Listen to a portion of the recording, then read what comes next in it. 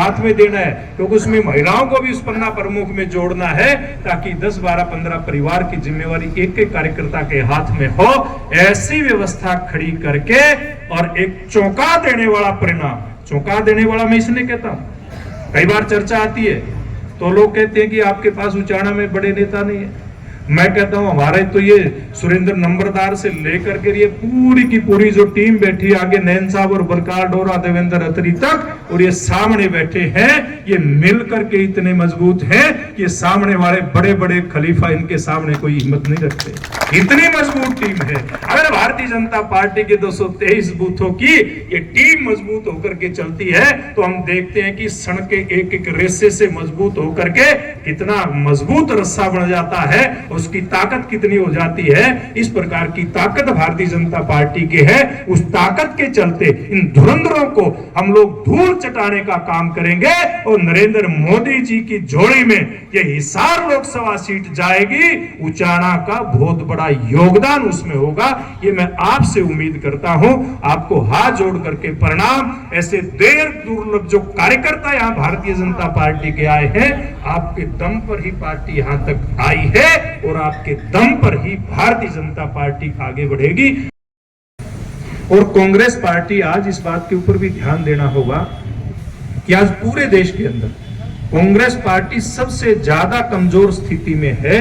तो वर्तमान में कांग्रेस पार्टी सबसे ज्यादा कमजोर स्थिति में है।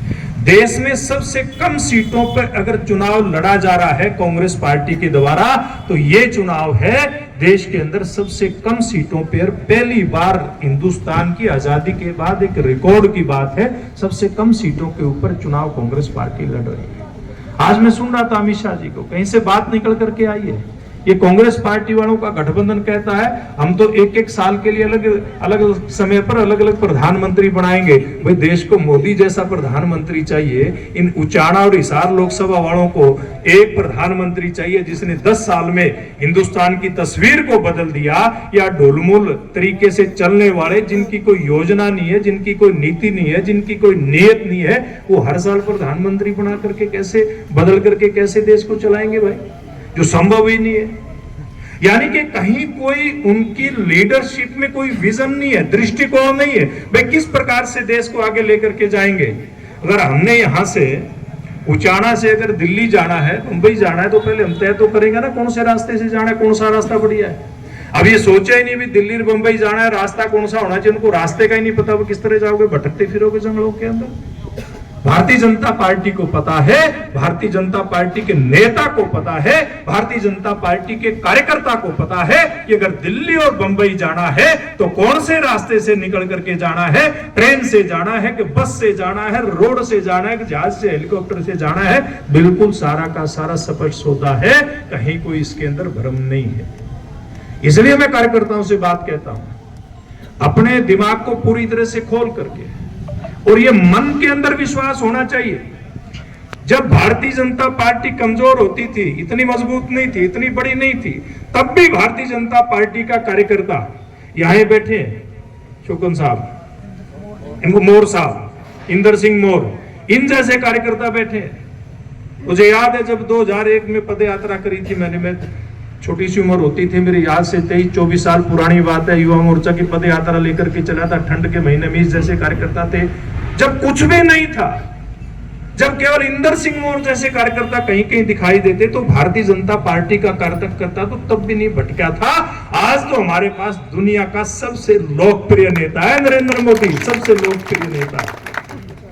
इसलिए हमें तो कहीं दाएं बाएं भटकने की जरूरत नहीं है, हमारे पास सब कुछ साफ है। जरूरत है तो उचाना विधानसभा क्षेत्र के कार्यकर्ताओं का मनोबल जगाने की, उसके दिल में यह बात बैठाने की कि जिस प्रकार से 5 पांडव अकेले वनों में भटकते रहे थे, द्रौपदी ने एक संकल्प लिया था कि मैं मेरे अपमान का बदला इन दुष्ट कौरवों के खून से जब तक अपने बालों को नहीं धो लूंगी तब तक मैं चैन से नहीं बैठूंगी। और वो संकल्प लगातार द्रौपदी ने उन 5 पांडवों को याद करवाया था, और उस संकल्प के कारण से धर्म और अधर्म का जो युद्ध हुआ था उसमें धर्म की जीत हुई थी। अब तो आप 5 नहीं ले रहे, अब तो जो श्री कृष्ण के प्रताप से पांडवों को भी पता नहीं कितने ही राजाओं की ताकत मिल गई थी, चलते चलते युद्ध में उनकी सेनाएं साथ देने लगी थी।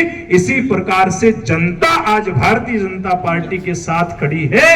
शर्त यह है कि आप लोग जाकर के अपने अपने गांव में, अपने अपनी पंचायत में, अपने अपने वार्ड में भारतीय जनता पार्टी का प्रचार करें, हमारे उम्मीदवार की बातों को लेकर के जाएं, नरेंद्र मोदी जी की बातों को लेकर के जाएं और 10 साल के अंदर हरियाणा सरकार ने, केंद्र सरकार ने जो काम कर दिए उसके पंपलेट भी छप करके आपके पास पहुंच भी चुके हैं, आगे भी पहुंचेंगे। खुद भी अपना ज्ञान वर्धन कीजिए, खुद अपने दिमाग में इन बातों को बैठाइए कि किस किस प्रकार की योजनाएं मोदी जी के नेतृत्व में हुई है, लागू हुई है, भविष्य में होंगी, और भारतीय जनता पार्टी का जो संकल्प पत्र है उसमें किस किस प्रकार की बातें हैं उनको आप थोड़ा ध्यान से अगर पढ़ेंगे तो निश्चित रूप से आपको जो वो लोग जो खोखड़ी राजनीति करते हैं, थोथे नारे देते हैं, आपको जवाब मिल जाएगा। अब वो लोग कहते हैं कि हम तो फ्री में बिजली दे देंगे, अब कोई व्यवस्था नहीं है। नरेंद्र मोदी जी ने कह दिया कि मैं देश के हर गरीब परिवार को सूर्य घर देने का काम करूंगा। जिस प्रकार से आपके खेतों में 75% सब्सिडी पर, भाई सौर ऊर्जा वाली मोटर लगी कि नहीं लगी, 10 पावर तक की लगी कि नहीं लगी, और वो योजना नरेंद्र मोदी जी ने और हरियाणा के अंदर मनोहर लाल खट्टर जी ने आप लोगों को दी। 100 रुपए अगर सौर ऊर्जा के ट्यूबवेल पर खर्चा आता है तो उसमें से केवल आपकी जेब से 25 पैसे लगते हैं, 75 पैसे सरकार देती है। उसी तर्ज पे एक पैसा भी गरीब आदमी की जेब से नहीं लगेगा, एक धेला भी उसकी जेब से नहीं लगेगा, उसके घर के ऊपर सोलर सिस्टम लग जाएगा और फिर भविष्य में जीरो बिल आएगा कि नहीं आएगा।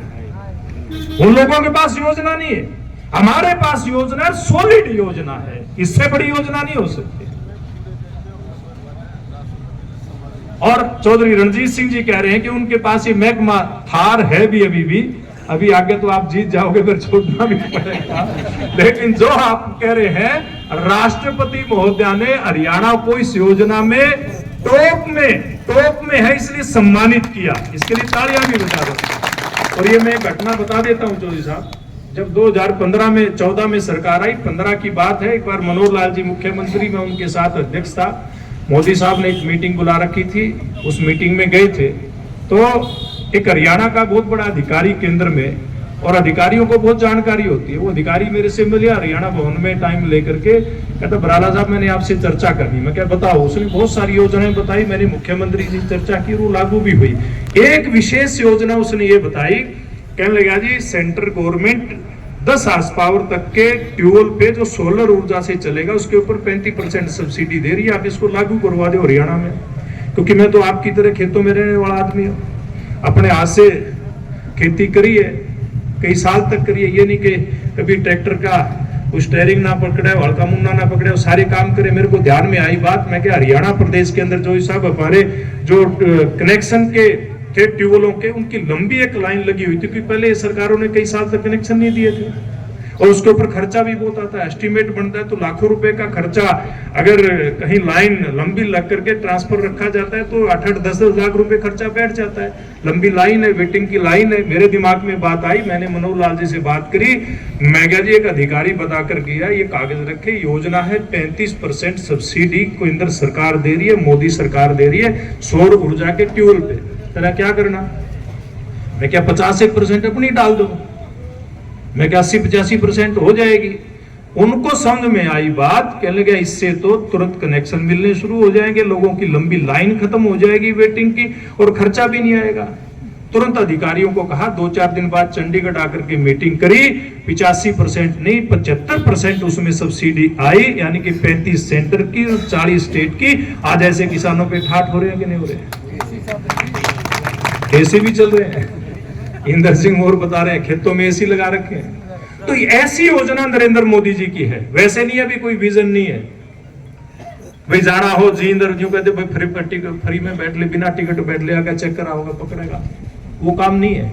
टिकट देनी है तो वो पास के रूप में दे देंगे ताकि कोई टोके ना, क्यों रामफल जी, ठीक है ना। ऐसा काम नरेंद्र मोदी जी करना चाहते हैं। और आप जैसे बुजुर्ग जो 70 साल से ऊपर जिन लोगों की उम्र है, पहले सब गरीब लोगों के लिए किया कि भाई आयुष्मान कार्ड बना करके उनका 5 लाख तक का इलाज फ्री हो जाए। अब उसके अंदर एक बात जोड़ दी कि 70 साल से ऊपर का कोई भी हमारा बुजुर्ग, ताऊ ताई, चाचा चाची अगर इस प्रकार का है तो 70 साल से ऊपर वाले का 5 लाख तक का इलाज भविष्य में फ्री होगा, चाहे वो झोपड़ी में रहता है चाहे वो महल के अंदर रहता है, सब उसमें शामिल हो गए। इस प्रकार के दृष्टिकोण के साथ काम कर रही है अपनी पार्टी और अपनी पार्टी की सरकार। जैसे मैं बता रहा हूं, पूरी दुनिया में इस बात की चमक जा रही है, धमक जा रही है कि ऐसे प्रोसेसिंग प्लांट लगा करके देश के हमारे गरीब किसान की फसल को विदेशों तक पहुंचाने की योजना नरेंद्र मोदी ने सॉलिड रूप से बना करके उसको काम उसके ऊपर शुरू कर रखा है। इनको ध्यान करना पड़ेगा, संकल्प पत्र पढ़ना पड़ेगा, उसमें देखना पड़ेगा किन किन योजनाओं में गरीब का भला कहां हो सकता है, स्टूडेंट का भला कहां है, ठीक है ना, व्यापारी का भला कहां है। हर वर्ग के लिए बहुत सारी योजनाएं हैं। ये चर्चा इसलिए मैंने करी है, मैं पहले भी कहा, दोबारा से दोहरा रहा हूं कि आप लोगों ने इन बातों को लेकर के घर घर में चर्चा करनी है। ये संकल्प पत्र की कॉपी आपको छपी छपाई भी मिल जाएगी, उसमें 2 पैरे में पहले क्या काम किया इन 10 साल के अंदर नरेंद्र मोदी साहब ने, वो भी उसके अंदर लिखा है। और ये सोशल मीडिया की टीम भी होगी, रिचपाल जी यहाँ पे अपनी, तो सोशल मीडिया की टीम है, वो भी भाई अपने सब ग्रुपों के अंदर संकल्प पत्र की कॉपी भेज दें। और ये युवा और पढ़े लिखे साथी उसको पढ़ें और भाई ये संकल्प कर लें कि हर रोज 10-10, 20-20 लोगों के बीच में बैठ करके, युवा खेल कूद कर रहे हैं तो उनके बीच में बैठ करके उनको बताएंगे, युवाओं के काम की चीज बताएंगे। महिलाओं के बीच में सेल्फ हेल्प ग्रुप की महिलाओं को करोड़ों रुपए की ग्रांट केंद्र सरकार के माध्यम से हरियाणा सरकार के द्वारा दी जा रही है, उसकी चर्चा हम करेंगे। कैसे नरेंद्र मोदी जी ने, वो तो किसी महिला को साल के अंदर 1 लाख देने की बात करें, मोदी जी तो करोड़ों हमारी बहनों को लखपति दीदी बनाने का काम कर चुके हैं और भविष्य में करेंगे। महिलाओं के बीच में बैठकर किस बात की चर्चा करनी चाहिए, किसानों के बीच में इस बात की चर्चा करनी चाहिए। जो कांग्रेस पार्टी और दूसरे दलों के नेता, हमारे किसान जो नेता हैं, जो संघर्ष करते हैं किसानों के मुद्दों पर, उनके कंधों के ऊपर बंदूक रखकर उनको बरगलाने का काम करते हैं, उनको भी बताने की जरूरत है कि इस 10 साल के अंदर नरेंद्र मोदी जी के नेतृत्व में हमने क्या काम किया और भविष्य में क्या काम करने वाले हैं। हर वर्ग के अंदर बैठ करके करना है। व्यापारी के बीच में बैठ करके चर्चा करनी कि किस प्रकार से जीएसटी जैसे टैक्स का सरलीकरण करते हुए पूरी दुनिया के अंदर हमारे हिंदुस्तान के व्यापारी भाई को मजबूत करने का काम किया, उसको सरलीकरण करने का काम किया, उसके व्यापार में ईज ऑफ डूइंग बिजनेस इसको कहते हैं कि आसानी से उसका व्यापार हो, इस व्यवस्था को ठीक किया। ये अलग अलग वर्गों की जितनी बातें हैं, ये आप सब पार्टी की रीड यहाँ पर है। आपको इन एक एक विषय के ऊपर पहले खुद अपना ज्ञान वर्धन करना पड़ेगा और फिर 10-10, 20-20 लोगों के बीच में बैठ करके ये तय करना पड़ेगा। और ये आपकी जिम्मेवारी है कि ये मेंबर पंचायत का चुनाव नहीं रह करके देश के प्रधानमंत्री का चुनाव हो और उसी आधार पे हमारा मतदाता उचाना विधानसभा के 223 जो बूथ हैं उसके ऊपर आपकी निगाह चाहिए और आपने सुनिश्चित करना, युवा से लेकर के गरीब वर्ग है, महिला है, किसान है, बुजुर्ग है, सबको इस बात के लिए तैयार करे कि ये चुनाव और इस चुनाव की वोटिंग देश के प्रधानमंत्री को लेकर के करनी है, मेंबर पंचायत सरपंची का चुनाव नहीं है। ध्यान में आ गई ना बात? ये बात हम लोग आपसे करने के लिए आए थे। आपने इतनी बड़ी संख्या में, ये तीनों मंडलों के चाहे अध्यक्ष बैठे हैं, 2 मंडलों के संयोजक बैठे हैं, ओम प्रकाश नैन इस विधानसभा के संयोजक है, देवेंद्र रत्री सह संयोजक है, ये बुआना वाड़ा ये सुखदीप बैठा ये प्रभारी है। और ऐसे सब लोगों की टीम ने आज इन कार्यकर्ताओं को यहाँ बुलाया है। एक एक बूथ से कार्यकर्ता आया है, इस टीम को और मजबूत करना है। 10-10, 12-12, 15 की हमने हर बूथ के ऊपर समिति बनानी है। वोटर लिस्ट का एक एक पन्ना, एक एक कार्यकर्ता भाई बहन के